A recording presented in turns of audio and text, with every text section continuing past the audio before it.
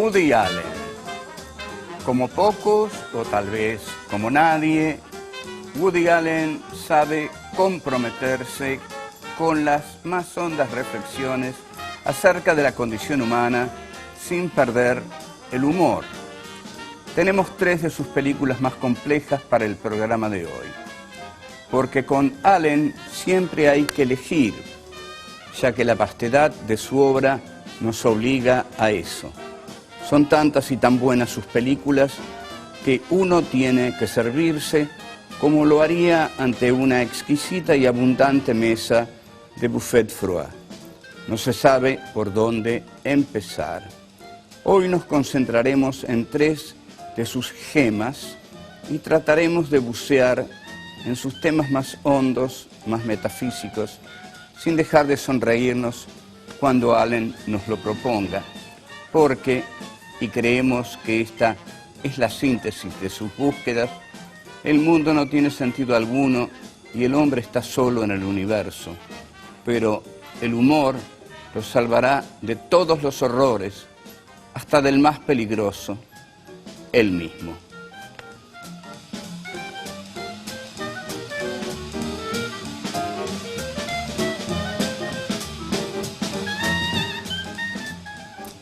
Woody Allen surgió como un joven stand-up comedian, es decir, esos neoyorquinos que hacían humor en los boliches nocturnos de pie.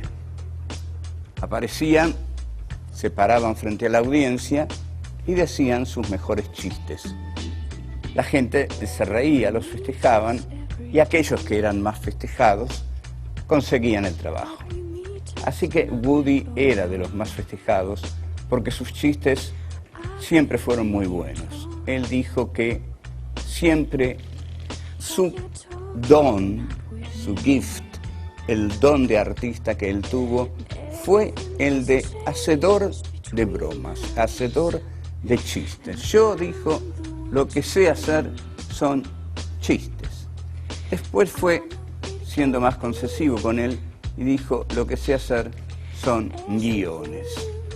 Chistes y guiones, de unos pasó a otros y fue armando una cantidad realmente impresionante de películas que ya son casi imposibles de contar.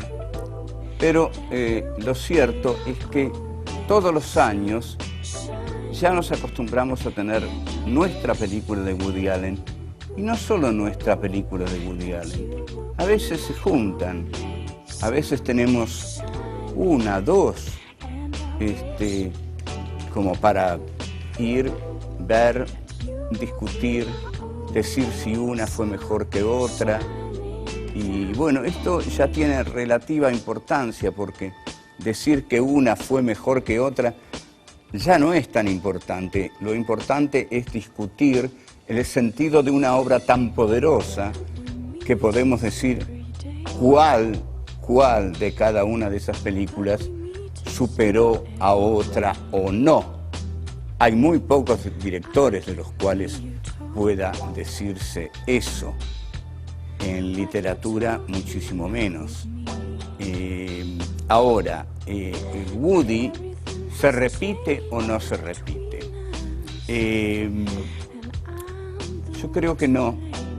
Yo creo que cada una de sus películas es distinta, que en cada una de ellas encontramos algo distinto, que están the funny ones, como dice él, las graciosas, y están las serias, como dice el público. Pero en las serias también uno sale con una sonrisa, porque creo que el mensaje último de Woody, el mensaje último y final es, bueno, sonriamos un poco, porque el sentido de esto está muy lejos. Vamos a ver una escena de crímenes y pecados.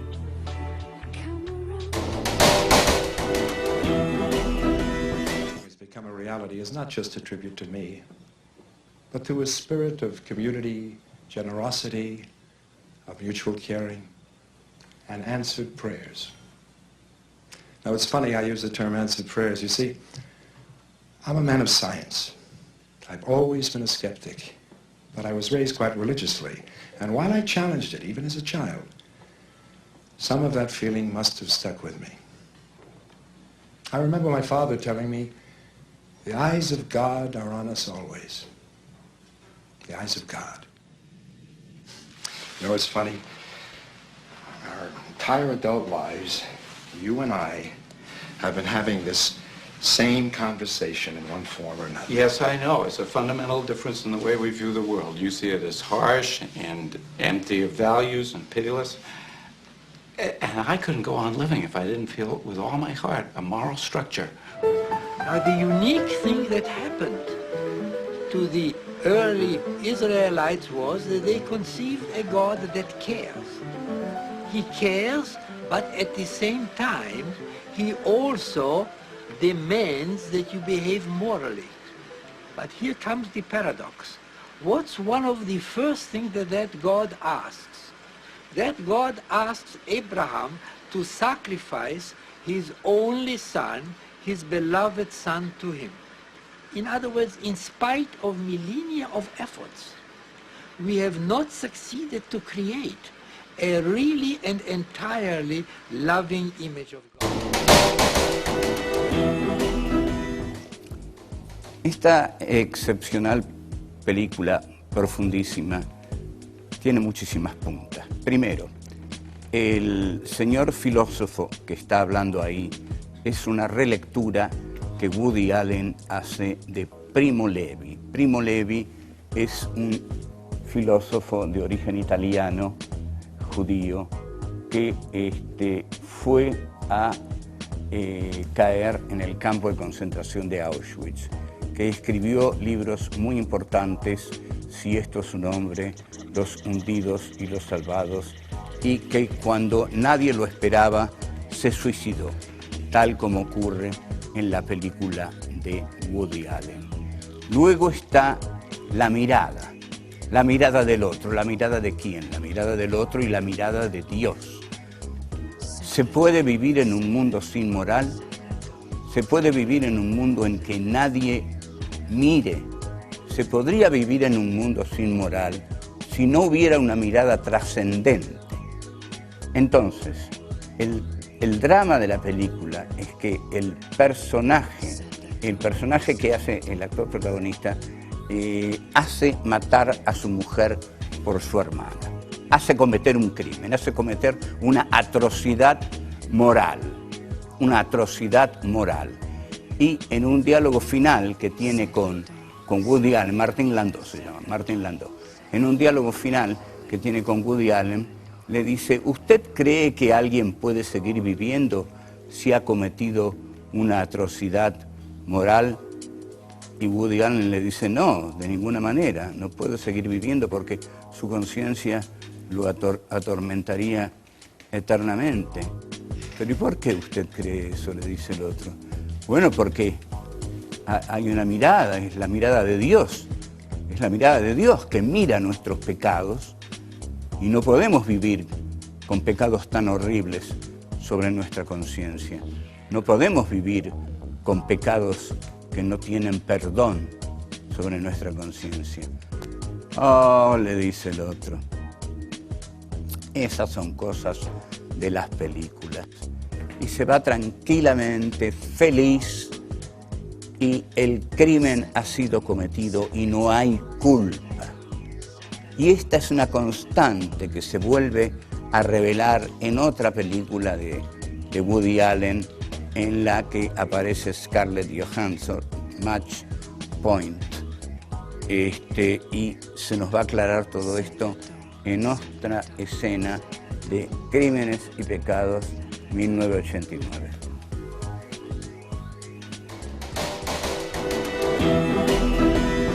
Fighting for my life. This woman's going to destroy everything I've built. That's what I'm saying, Judah. If the woman won't listen to reason, then you go on to the next step. Why, she's so emotionally hungry. But it's deeper than just Miriam now. Meaning financial improprieties. No. Maybe I did make some questionable moves.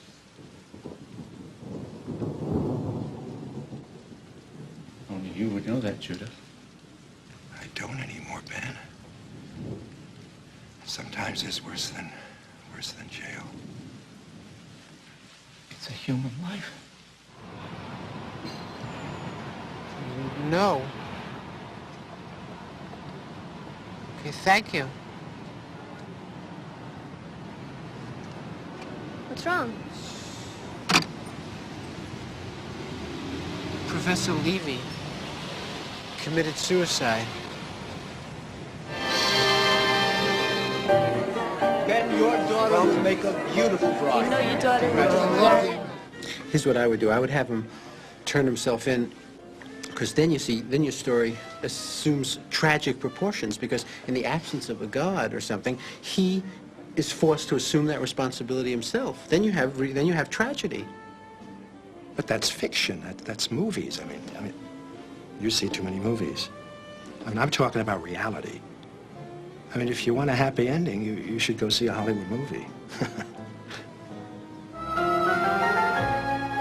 We are all faced throughout our lives with agonizing decisions, moral choices. Some are on a grand scale. Most of these choices are on lesser points.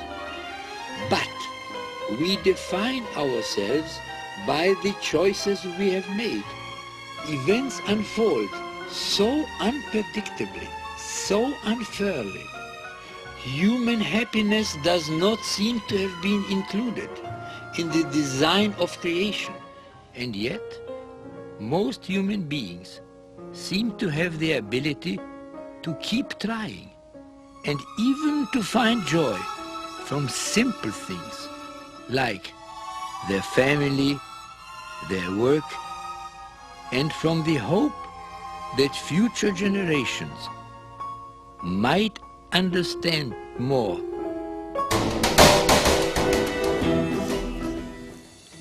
Pocos cineastas han dicho en una película algo tan sabio.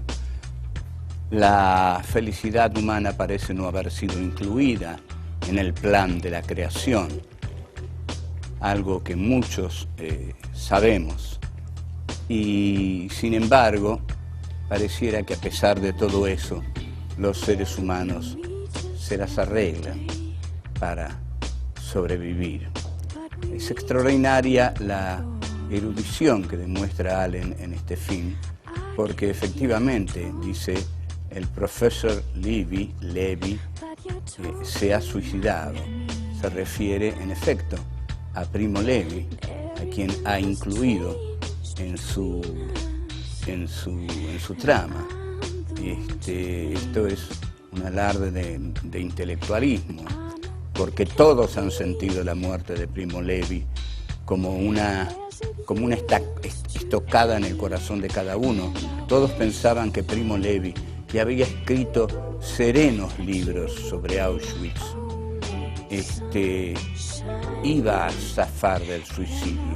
Sin embargo, la larga mano de Auschwitz mató a Primo Levi, y Woody Allen lo incluye en su película. Y luego el hermano que le decía: yo veo la vida de modo distinto al tuyo, queda ciego. Y finalmente está esa frase en la cual uno concuerda totalmente. Pareciera ser que la felicidad no ha sido incluida en el plan de la creación. Pero es lógico que no ha sido incluida en el plan de la creación si el comienzo de la historia en el Génesis es la expulsión de Adán y Eva del paraíso terrenal hacia el dolor, porque inauguran la historia como desobediencia y como pecado, y Dios condena a Eva a sufrir en sus partos y a Adán a ganarse el pan con el sudor de su frente. O sea, que la alegría no está contemplada en el plan de la creación. Y esto está en el libro de Job, que se queja a Dios constantemente. ¿Por qué sufrimos tanto en esta tierra? Bueno, Dios le podría decir, porque simplemente la alegría no está contemplada en el plan de mi creación. Y Woody dice, sin embargo, los seres humanos buscan en unas y otras cosas tratar de suplantar esta carencia tan dolorosa. En el próximo bloque vamos a ver Sombras y Nieblas de 1992.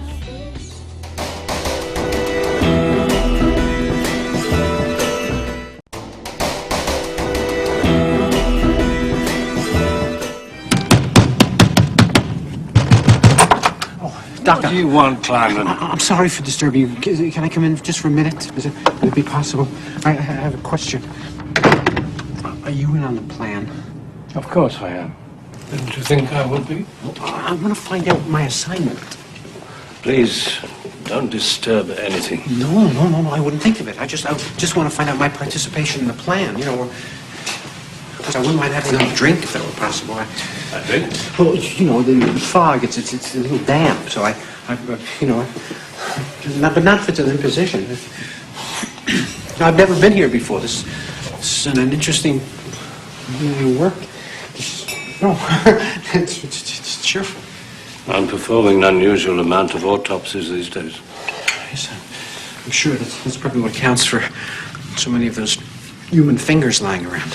You don't generally see that.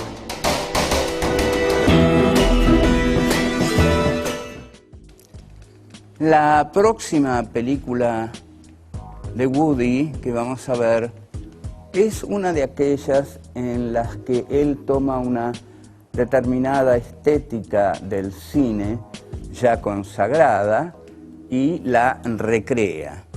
La estética que toma en este caso es la del expresionismo alemán que se realizó en Alemania, por supuesto, durante la década del 20, con películas como Nosferatu, El gabinete del doctor Caligari, Metrópolis y varias más, el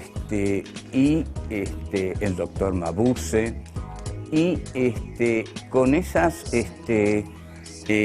películas armó esto cuyas nos vamos a dar cuenta cómo son con estas primeras escenas que vamos a ver de Shadows and Fog, de Sombras y Niebla de 1992.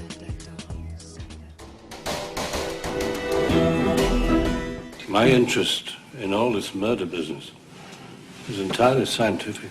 I'm sure. I'm determined to use this opportunity to find out something definitive about the nature of evil. Why is the killer the way he is? Sometimes certain impulses that can drive an insane man to murder inspire others to highly creative ends. Once I have him here, on this table, dismembered and scrutinized in minute detail, then I shall know the answer with certainty to questions that now I can only speculate on. Yeah, but it's not possible that under the microscope there's something that you could never see. What are you implying? A spiritual element? A soul that lives on after we're dead? A god?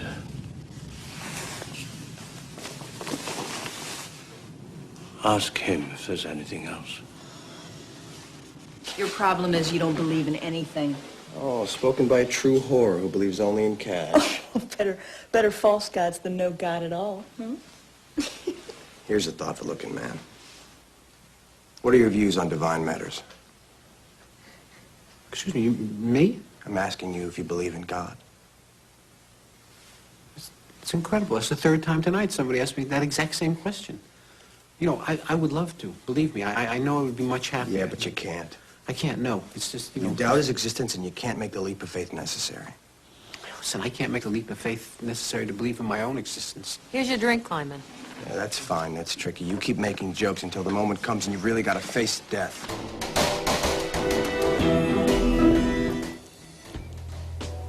Son dos escenas muy decisivas en cuanto a lo religioso. Primero voy a seguir un poco con la cuestión de la estética. Es la estética del expresionismo alemán que llevó adelante Kurt Weill, Bertolt Brecht con la ópera de 3 centavos y el expresionismo alemán, ¿no? Y también, bueno, con la obra de Fritz Lang, M, el vampiro negro. Ahora, vamos a analizar estas dos escenas. Cuando el actor que hace Donald Pleasence descubre el cadáver y le dice, pregúntele a él si existe Dios. Y le pregunta a Woody Allen si cree en Dios, y Woody Allen dice, es la segunda vez que me preguntan si creo en Dios. Y dice algo notable que revela otra vez la cultura de Allen. Dice, en todo caso, nunca pude dar el salto para creer en Dios.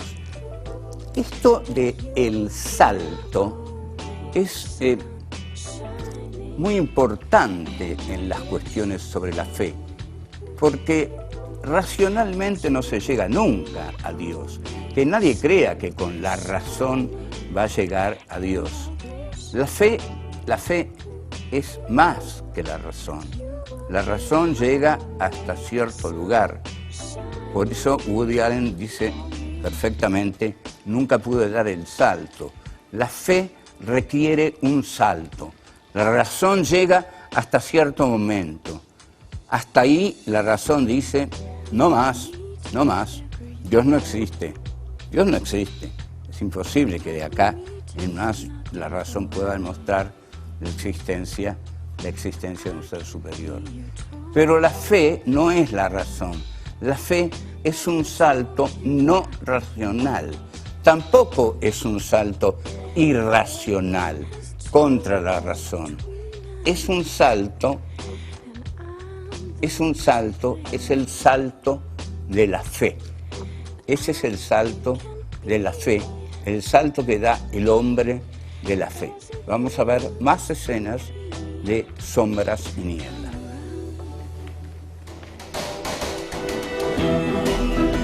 I never do it with whores. You start out with a burning desire, and then you end up the next day with a burning sensation, if you know what I mean. Yes, but this one was so irresistible. Sweet and innocent. But under the sheets, tigress. Really a violent, screaming, passionate jungle cat. You mean a good actress? No, she swore not. No, you're very young, my friend. Very naive. She dug her nails into my back. I'm sure. And then she yelled, don't stop, don't stop. Yes. And stuck her tongue inside my mouth and wiggled it around. Well, I'm sure it was well worth the $20. 20? Paid her $700. Yeah, sure. Tell me another one. I'm afraid you've never made love with a sword swallower. I beg your pardon. She claims she never took money before. And if she was acting, she should win a prize. It's true that I put on a heroic performance, if I do say so myself. She brought out the stallion in me. And when she said she loved it, I believe she was sincere. I think she's got a lover who doesn't service her too well, you know? Some poor clown. But I showed her what a good one felt like. What's wrong? You look incredulous. I swear, the dirtier I got, the more she screamed. I gave her the best time she's had in years. And I believe she loved it. Not that I have any further urge for her. You know, difference between love and lust, I guess.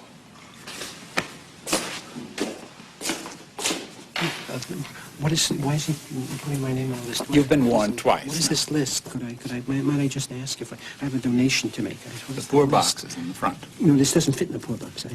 This is... Lyman, you want me to take you in? No. I have $650. $650? Yes, don't worry, it's not stolen. He thinks it's stolen. Where did you get it? It's not, I assure you, my friend said that I should donate. Where did your friend get it? I don't think that we have to pry excessively. We humbly accept this token from the faithful. And I think that we know how to show gratitude when someone performs an act of charity.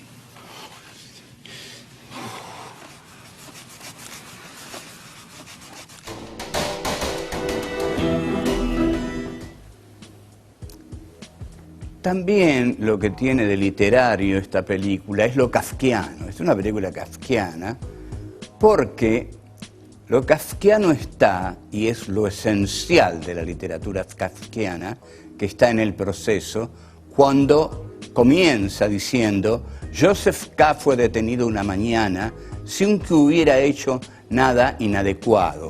Por eso el proceso de Kafka es tan comparado con el proceso argentino, porque ¿cuántos fueron despertados una mañana sin haber hecho nada inadecuado? ¿Cuántos fueron despertados así, sin haber hecho nada inadecuado, sin saberlo, sin saber por qué? Y fueron llevados al horror.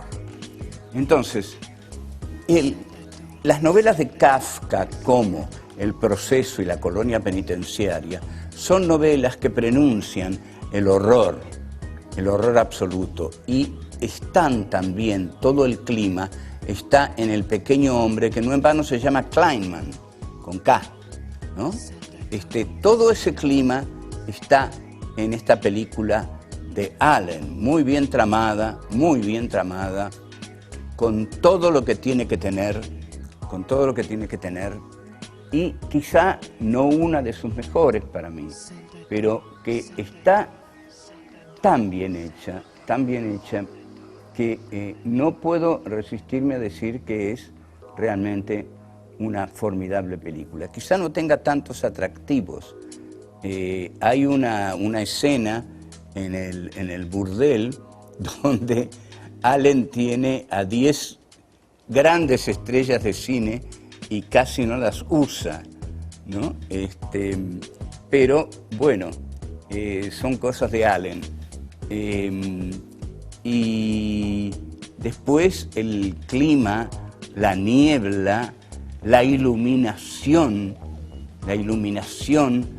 con enormes HMI que provienen de calles, de aperturas, enormes aperturas que provienen de calles que desembocan en otras en las que está el protagonista, y lo iluminan con un foco que casi lo quema, y lo quema por la culpa, la señalización de la culpa. Te estamos siguiendo, tú eres el culpable, porque simplemente eres el culpable.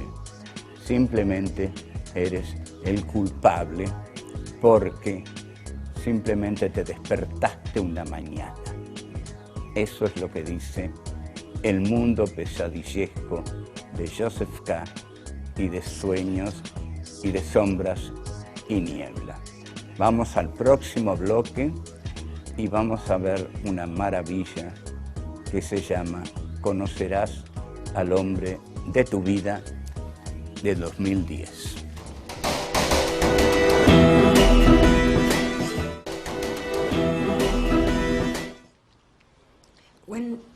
When my husband walked out on me, I tried ending my life.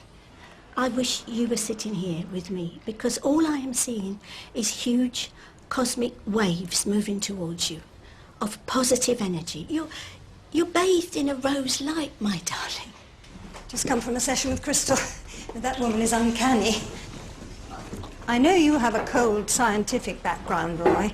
Yes, I have a tough time with mumbo-jumbo. Roy, please. Look, if you feel better, it's just... We discussed you. She was very positive about your future, though, to be perfectly candid, she didn't see it in literature. She was very complimentary in her readings about Roy, just not necessarily as a writer, not at this point in time. She did say one day, perhaps, with maturity. Oh, by the way, could I have another glove of yours? I'm sorry, but she lost the first one. What glove? Did you give her my missing glove? Jesus. Okay, now let's go back and take a look at Alfie Shepherdge. Since his divorce, Alfie Shepherdge did not exactly find himself leading the 30-something life he envisioned in his new digs. Friends fixed him up with one or two women they thought might be appropriate. Always that word. But it was not what he had in mind. He tried spending time with younger colleagues from his firm, but he felt even more out of place and ridiculous. Hello. This is Sally and this is Roy. This Right. Hey, how are you? is Charmaine Fox. From America? Yeah. You can tell me. Yeah. Oh, that tells me nothing. Hello. Yeah. Oh. God, I'm going to flash everyone now. No. Wow. So, what are your plans? I think... Her plans are, you know, to be my wife. Yeah. This is Alfie Shepherdge. She's going to be the mother of my son, the boy. Aw. One day I'll teach him football or something like that. Isn't that right? Aw. So, how long have you known each other? 3 months. But no. 2 months. So how'd you meet? A mutual acquaintance introduced us. That's how we met. Yeah. Look, I'm going downstairs for lunch. I'll bring an umbrella. I just have some more work. I need half an hour more. There's a great little place right around the corner. Okay, hey, why not? Can you give me half an hour, though? I'll walk around the block and meet you in front of your house at 12:30. Perfect. All right. See you then. Bye.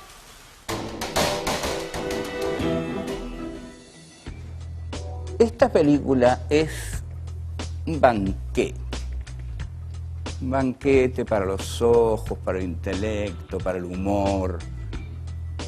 Tiene tantos temas, tantos buenos actores,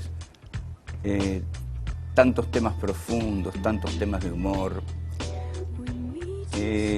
Conocerás al hombre de tu vida. Empieza con una cita de Macbeth. Algunos críticos le han reprochado a Woody Allen que dice que empieza con una cita de Shakespeare, porque la cita la dice Macbeth en la tragedia Macbeth que escribió Shakespeare. Vaya estupidez. Es una cita de Shakespeare, por supuesto. Son citas de obras de Shakespeare que han pasado a ser de Shakespeare. La cita es: la historia es un cuento contado por un idiota lleno de ruido y de furia que no significa nada. ¿Qué tal? Vamos a ver la primera escena de Conocerás al hombre de tu vida.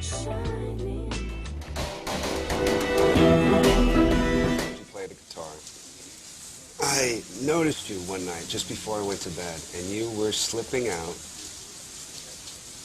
a red dress, and I thought it was the most erotic 15 seconds I'd ever seen. Okay. I'm sorry. Okay, that's flattering, I guess. No, but a nice-looking man Mm-hmm. came in, and he put his arms around you, and he turned you to him, and he kissed you.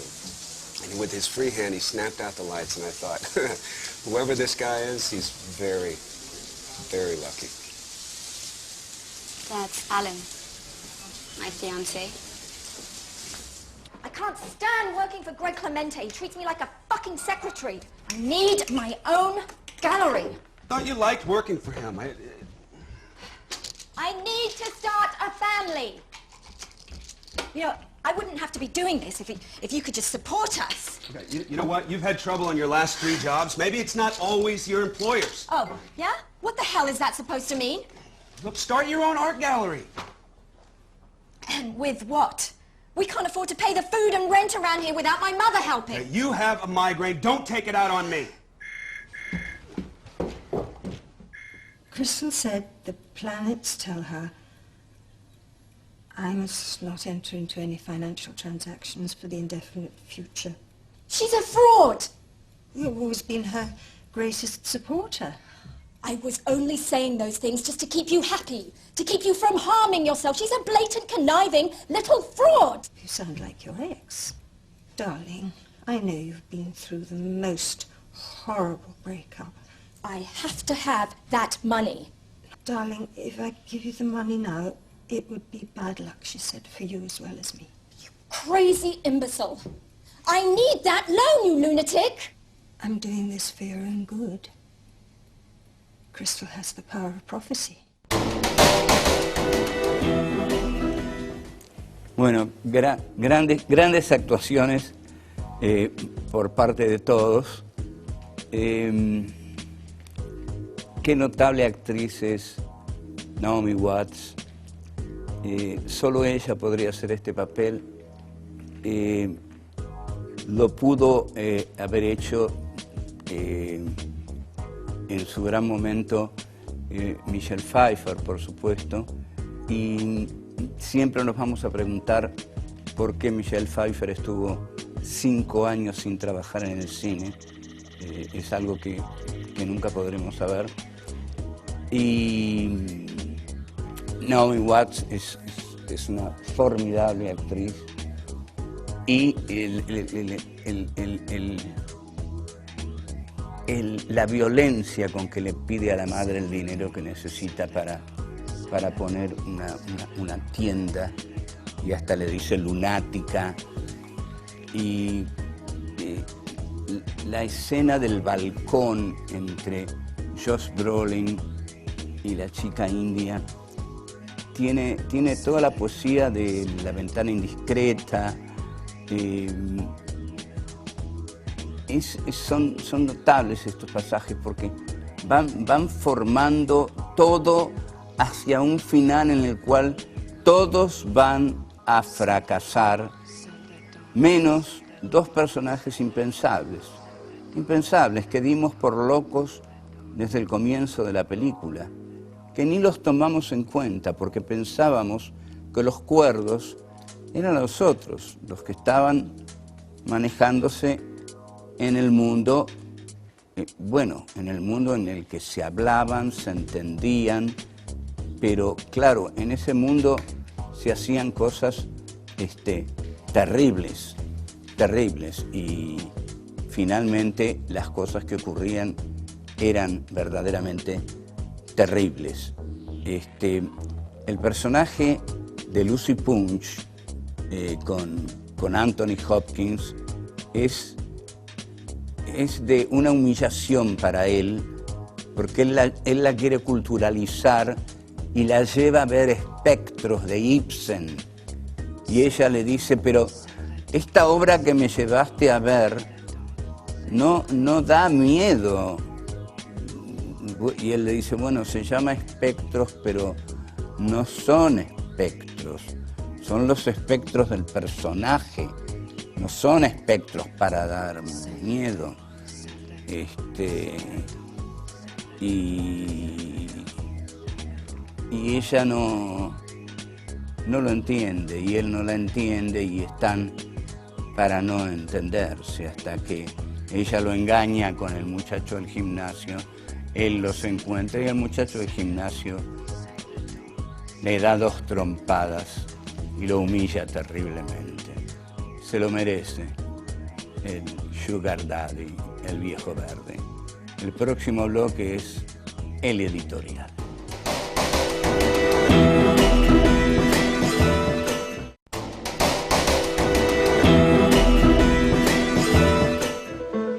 You will notice that what we are aiming at when we fall in love is a very strange paradox. The paradox consists of the fact that when we fall in love, we are seeking to re-find all or some of the people to whom we were attached as children. On the other hand, we ask our beloved to correct all of the wrongs that these early parents or siblings inflicted upon us.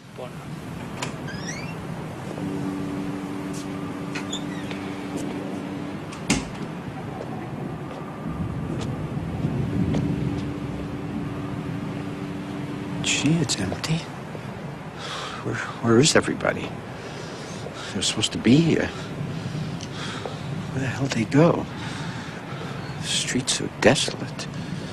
Oh, I don't like this. I want to get back into bed. Can't do that, though. If something goes wrong with their plan, they'll say it's my fault. Why me? I contacted Claire, put the question to her, and she said there'd be no problem if you were to become the second Mrs. Bunch. She said that? She rapped twice from no when I asked if she'd mind if I married you. You always said she was an understanding woman. I'm not sure she didn't exist once as royalty. It's so comforting to know we live over and over again. If only I could convince Alfie, he'd be so much happier. Yes. It's time to close the book on our little tale of sound and fury signifying nothing. And one has to wonder, given all of life's uncertainty and pain, how do we get through it? Well, as Sally told Roy, sometimes the illusions work better than the medicine. I was a peasant, just a simple peasant, but that you were something very special. Sometimes my intuition makes me think that you might have lived before as Cleopatra or Joan of Arc. Crystal Deljeune has confirmed that I lived before. I've always had a particular fondness for everything French, so I'm inclined to think you may be right about Joan of Arc. Sometimes I have memories of my past lives. Do you? I do, yes. In France. Fate steps in and sees you through when you wish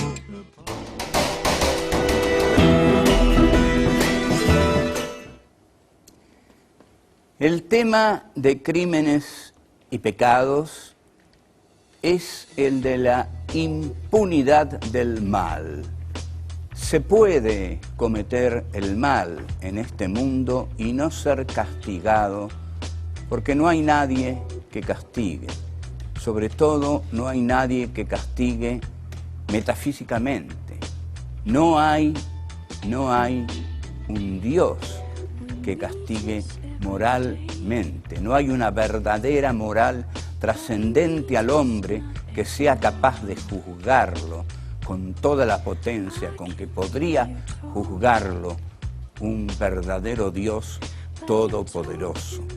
Un hombre creyente solo podría aceptar y sufrir ser juzgado por ese Dios. Pero ese hombre ya ha dejado de creer en la justicia de ese Dios y ya sabe que la justicia de este mundo es infinitamente vendible, comprable, fácil. Entonces, resulta que todo es muy fácil. Resulta que no hay justicia, resulta que los crímenes no tienen castigo y que cuando Woody Allen le dice a Martín Landau, pero usted no va a poder vivir con su conciencia. Mi conciencia, le dice el otro, pero usted vio demasiadas películas, usted vive en el mundo de Hollywood. No existe eso, no existe la conciencia. Una conciencia que me torture, que amargue mis días, que me impida vivir. ¿De dónde sacaría yo eso? ¿En qué basaría yo una conciencia que me atormentara? Usted leyó mucho a Dostoyevsky, mi querido amigo. Eso existía en los tiempos de Dostoyevsky, en los que los personajes creían en un Dios todopoderoso que podía juzgarlos, que podía atormentarlos, o que ellos se atormentaban porque creían en él. Pero eso ya pasó, yo ya no creo en esa clase de Dios. De modo que me voy a ir a mi casa y voy a dormir muy tranquilo. La segunda película, Sombras y Niebla, es también acerca de la ausencia de Dios y de lo mínimo que es el hombre. En la primera pregunta que hay sobre Dios, el personaje de Donald Pleasence, descubre un cadáver y le dice a Woody Allen, ¿usted se pregunta por la existencia de Dios? Pregúntele a él. Y le muestra el cadáver. Y es una respuesta contundente. Después se encuentra con John Cusack, que también le pregunta si cree en Dios. Y Woody Allen dice, es la tercera o segunda vez que me lo preguntan en este día. Y ahí le dice algo muy valioso. Yo no es que crea en Dios, no creo racionalmente en Dios porque sé que la razón, la inteligencia, no me va a llevar a Dios. Pero sé que cuando llega un punto de mi razonamiento, tengo que saltar, tengo que olvidarme de todo y ahí viene la fe.